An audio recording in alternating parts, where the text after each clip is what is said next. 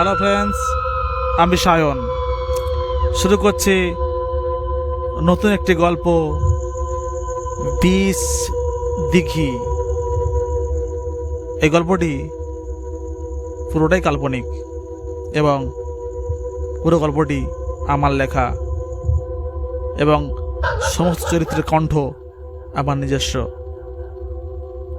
তো চলুন শুরু করা যাক আজকের নতুন গল্প 20 দিঘি।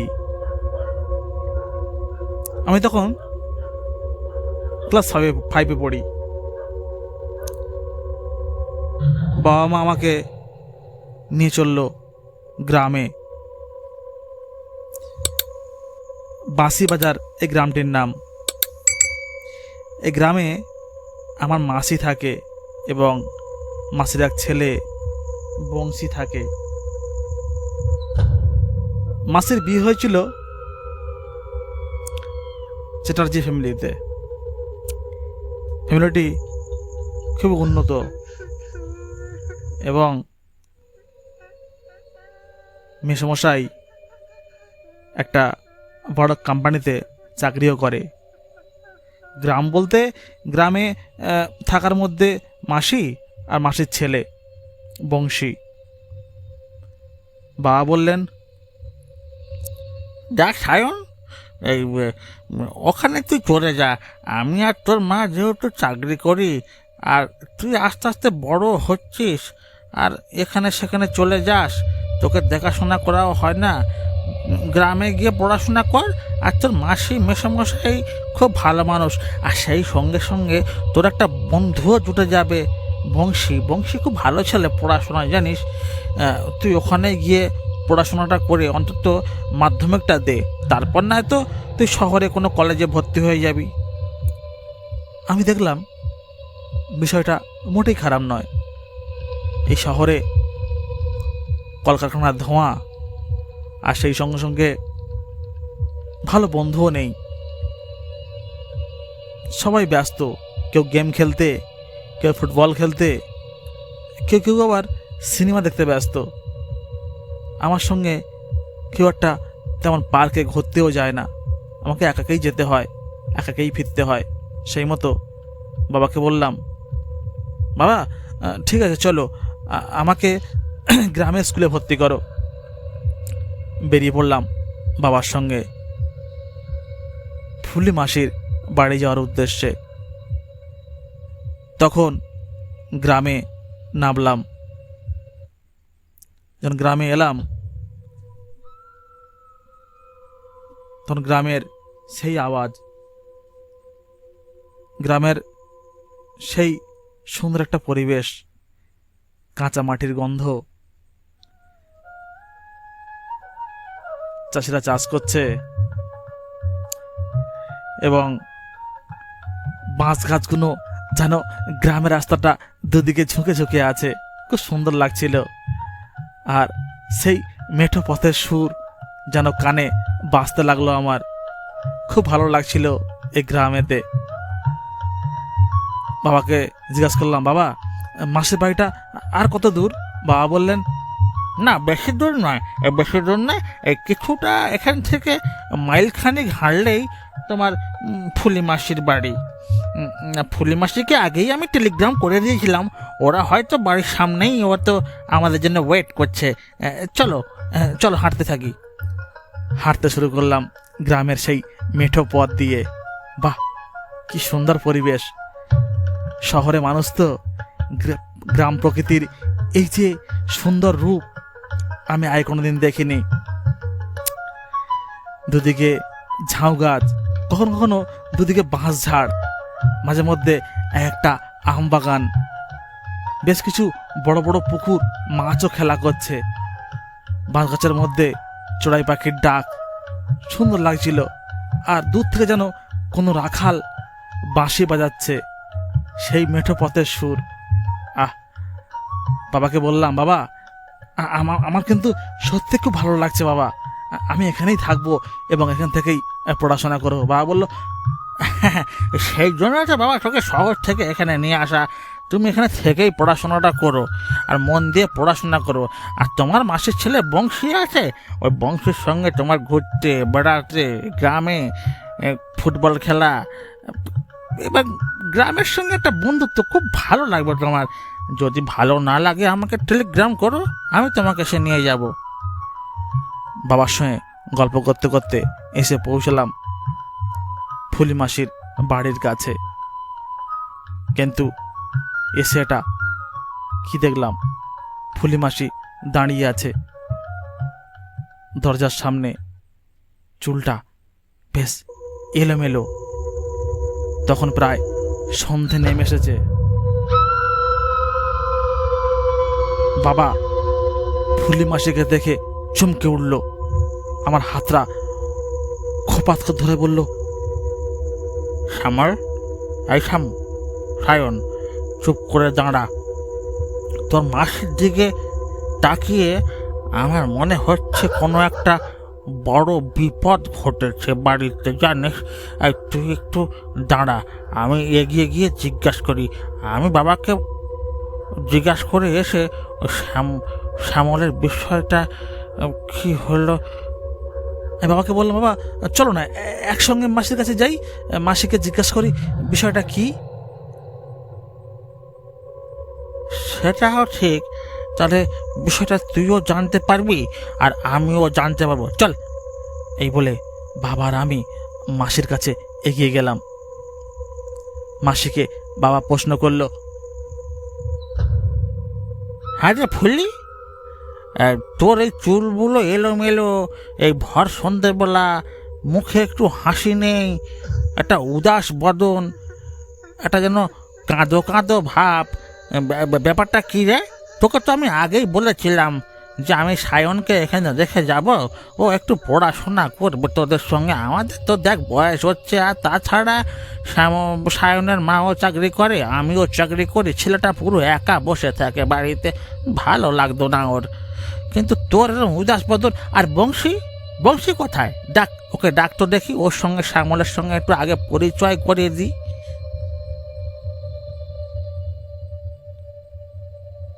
ফুলি মাসি যেন চুপ করে চৌখাটের ওপরে একটা পা দিয়ে নির্বিকারভাবে ছলছল চোখে তাকিয়ে রইল আমাদের দিকে। আমার যেন বিষয়টা মোটে ভালো ঠেকছিল না। আমার মনে হচ্ছিল যেন এই বাড়িতে কোনো একটা বড় বিপদ ঘটেছে। আমি চটকট ঢুকে গেলাম বাড়ির মধ্যে। ঢুকে গিয়ে মেসোমশাইকে প্রশ্ন করলাম, মেসোমশাই, মাসি কথা বলছে না, এই ভর সন্ধেবেলা কি কোনো সমস্যা হয়েছে? আর আর মাসির এরম চুলটুল এলোমেলো, মাসির চোখে জল ভর্তি, কি? আমি তো কিছু বুঝতে পারছি না, কি হয়েছে? মেসোমশাই আমার দিকে বেশ কিছুক্ষণ ছল ছল চোখে তাকিয়ে রইল, তারপরে বলল, শোনো শোনো বাবু, তুমি এক কাজ করো, তোমার বয়স কম, তুমি তুমি তোমার বাবাকে একটু ডেকে দাও, বেশ কিছু জরুরি কথা আছে। এই বলে মেসোমশাই এক লাফে যেন ঘরের মধ্যে ঢুকে দরজাটা বন্ধ করে দিল। আমি বাইরে এসে বাবাকে বললাম, বাবা মেসোমশাই তোমাকে ডাকছে। বাবা বলল, আচ্ছা ঠিক আছে, তোমার এই ফুলি মাসি তো কোনো কথা বলছে না, ওর মনে হয় শরীরটা খারাপ। আচ্ছা চলো চলো দেখি, ভেতরে চলো। এই বলে বাবা আমি ভেতরে ঢুকলাম। ভেতরে ঢুকেই দরজায় টোকা দিলাম। দরজা খুলে মেসোমশাই বললেন, শোনো শোনো ভাই, তুমি ভেতরে এসো, আর ছেলেকে বলো একটু বাইরে থাকতে। না না, আমার ছেলেকে সব বললে সব বোঝে। সায়ন আর ভেতরে আয়, আর বলো তো কি হয়েছে? ফুলির মেজাজটা তো খারাপ, চুলগুলো এলোমেলো, চোখ ছলছল করছে, ব্যাপারটা কি? একটু বলো তো বিষয়টা খুলে।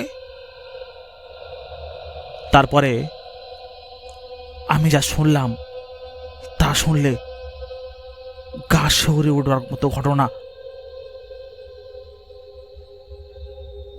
মেসমশাইয়ের ছেলের নাম বংশী। বংশী যখন ক্লাস 9-এ পড়ে তখন আলাপ হয় পাশের গ্রামের এক সাঁওতাল মেয়ের সঙ্গে, যার নাম মনিয়া। এই মনিয়ার সঙ্গে বংশীর একটা ঘনিষ্ঠ তৈরি হয় এবং তারপরে ভালোবাসায় পরিণত হয়। মনিয়ার বংশী সিদ্ধান্ত করেছিল যে বিয়ে করব। সেই মতো তারা বংশী আর মনিয়া বংশীর বাবার কাছে যায়, কিন্তু মেসমশাই মানে বংশীর বাবা সেইটাকে মেনে না নিয়ে প্রচুর পরিমাণে মারধর করে ওই মেয়েটিকে এবং বংশীকেও। ওরা প্রচুর মারধর খেয়ে যায় মনিয়ার বাড়িতে, কিন্তু মনিয়ার বাবা সর্দার সেই সাঁওতাল লোক যখন দেখল যেটা ব্রাহ্মণের ছেলেকে ভালোবাসে সাঁওতালের মেয়ে, সাঁওতালদের সমাজটা একটু আলাদা, একটু অন্যরকম, সেই মতো মনিয়ার বাবা দুজনকে প্রচুর মারধর করে এবং হাতে বিষের কৌটো ধরিয়ে দেয় আর বলে, তোরা দুজন বিষ খেয়ে মরবি যা, তবুও এই বিয়ে বা এই সম্বন্ধ আমরা কোনোদিন মেনে নেব না। সেই মতো বেশ 1 সপ্তাহ আগে দুটো টাটকা তাজা প্রাণ বিষ খেয়ে ওই নীল দিঘিতে পড়ে মারা যায়। যে দিঘিটার নাম ছিল নীল দিঘি। বিকাল 4টে থেকে 5টা, সন্ধ্যের কিছু আগেই মোটামুটি ওই দিঘির জলটা নীল হয়ে উঠত। তার কারণ ওই দিঘির ওপর থেকে ভেসে যেত একটা বিশাল বড় নীলা মেঘ, তাই দিঘির জলটা পুরো নীল হয়ে উঠত। তাই দিঘির নামটা দিয়েছিল গ্রামের মানুষ ভালোবেসে নীল দিঘি। কিন্তু এখন গ্রামের মানুষ বলছে, যেহেতু দুটো টাটকা তাজা প্রাণ বিষ খেয়ে মারা গেছে, তাই দিঘিটার নাম দিয়েছে বিষ দিঘি। সব কথা শুনে আমার গায়ের প্রত্যেকটি লোম যেন কাঁটা দিয়ে উঠতে শুরু করলো। প্রচণ্ড ভয় পেলাম আমি। বাইরে বেরিয়ে একটা চৌঘাটে বসে আছি। বাবা বেরিয়ে এসে বলল, শ্যামর, এই সায়ন, তুই এতটা ভয় পাবি না, দেখ এরকম ঘটনাও ঘটে, কি করে জানবো বল। এই কথা আলোচনা করছি এমন সময়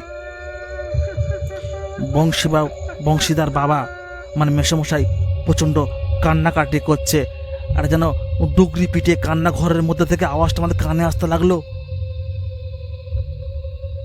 কি আর করা যাবে, মারা তো গেছে, এই রাতে তো আর বাড়ি ফিরে যাওয়া যাবে না। বাবাকে বললাম, বাবা সকাল হলে এখান থেকে আমরা চলে যাব, কি বলো? কার সঙ্গে ঘুরবো? যে আশায় এসেছিলাম সেটা তো আর হলো না। বাবা বলল, হ্যাঁ তুমি ঠিক বললো তো সায়ন, সকাল হলেই আমরা দু বাপ বেটা বাড়ি চলে যাব। এখানে কী করে থাকবো বলো? আর এখান থেকে বা তুমি কার সঙ্গে মিশবে? ঠিক তখন রাত সন্ধ্যে 7টা বাজে। রাত তখন বেশি নয়, কিছুক্ষণ আগেই সন্ধ্যে হয়েছে। এমন সময় পাড়ার একটা ছেলের প্রবেশ। সেই পাড়া থেকে একটা ছেলে এলো। ফুলিমাসি বললেন, এতক্ষণ তোদের সঙ্গে কথা বলিনি কেন জানিস সায়ন? আমার কাঁদতে কাঁদতে গলাটা বসে গেছে, গলার আওয়াজটাও ফুটছে না, তাই আমি তোদের সঙ্গে কথা বলিনি। পরিচয় করে দিই, যেখান থেকে বংশী মারা গেছে সেখান থেকে এই লালু এসে বাড়িতে আমাদেরকে একটু সাহায্য করে, সান্ত্বনা দেয়। যা আজকে সন্ধ্যাটা ওর সঙ্গে ঘুরে নে বাবা, সকাল হলেই থাকিস বা চলেও যাস, তাতে কোনো আপত্তি আমার নেই। আমি তো ছেলের মাথা খেয়েছি। এই বলে মাসি কাঁদতে শুরু করলো। মাসিকে সান্ত্বনা দিল লালু। লালু বলল, দেখো মাসিমা, এরকম সবসময় কাঁদতে হবে না, ওরা একটা ভুল করেছিল, ওদেরকে আমরা সবাই বুঝিয়েছিলাম। স্কুলে গিয়ে বোঝাতাম, পাড়ার মোড়ে বোঝাতাম, কিন্তু ওরা শোনেনি। শেষমেশ গেল ওই মনিয়ার বাড়িতে। মনিয়ার বাবা তো সর্দার লোক, ও সাঁওতাল সালা কিছু বোঝে। ও দেখো এমন কথা বললো যাতে দুটো মানুষকে আবার বিষ ধরিয়ে দিল। ওরা বিষ খেয়ে ওই নীল দিঘিতে পড়ে মারা গেল। কী করো বলো? তুমি ও নিয়ে করো না, যাও। আরে শোনো ভাই, তোমার নাম কি সায়ন? হ্যাঁ হ্যাঁ হ্যাঁ, আমার নাম সায়ন, কিন্তু আপনার সঙ্গে তো আপনি ছাড়ুন তো, তুমি করে বলো, ঠিক আছে? আমার লালু, এই পাড়ার ছেলে, ঠিক আছে? আমি পাড়ায় সবসময় ঘুরে বেড়াই। ঠিক আছে, কিন্তু এখন চলো ঘুরে চলো, মনটা ফ্রি করো। যা হওয়ার হয়ে গেছে, ও আস্তে আস্তে সব ঠিক হয়ে যাবে, ঠিক আছে? চলো। লালু জানো আমার হাতটা ধরে এক হ্যাঁচকা মেরে ঘর থেকে বের করে নিয়ে চলে গেল, এবং ঘুরতে ঘুরতে আমরা পৌঁছলাম সেই নীল দিঘির ধারে। তখন রাত অনেকটাই গভীর হয়ে গেছে। লালুকে বললাম, লালু চলো ফিরে যাই। লালু বলল, যাচ্ছি দাদা, এই দিঘি ধরে বেশ টানা হাওয়া পায়, দক্ষিণে হাওয়া। এই যে ফ্যাচ ফ্যাচে গরম সারা দিনটা কেটে গেছে, ভালো লাগছে না, একটু হাওয়া খেয়েই বাড়ি যাবো, ঠিক আছে? তুমি চিন্তা করো না। তোমার কোনো ভয় পাচ্ছ নাকি? ভয় পাচ্ছে না, আসলে সারাদিন ট্রেন জার্নি, বাস জার্নি করে এসেছি তো, একটু শরীরে কষ্ট হচ্ছে বটে। চলো চলে যাই। ও তোমাদের আর শহরের ছেলেরা মোমের পুতুল, জানো তো? একটু কষ্ট করলে তোমাদের যেন শরীরে প্রচণ্ড কষ্ট হয়ে যায়। আমরা গ্রামের ছেলেটা হাল বাই, নাঙল ধরি, মাটি কোপাই, মাটি কাটে, গাছ কাটি, অনেক কাজ করে, ঠিক আছে? আমাদের তো কষ্ট মনে হয় না। আর ঠিক আছে চলো, তোমরা শহরের ছেলেটা আগেই বলেছি মোমের পুতুল, ঠিক আছে? বাড়ি চলো, মাসির বাড়ি তোমাকে ছেড়ে দিয়ে আসি। এই বলে লালু আমি যখন দিঘির কিনারা থেকে 2 পা আগে বেড়েছি, হঠাৎ যেন বংশীর সামনে হাজির। বংশী এসে বলল,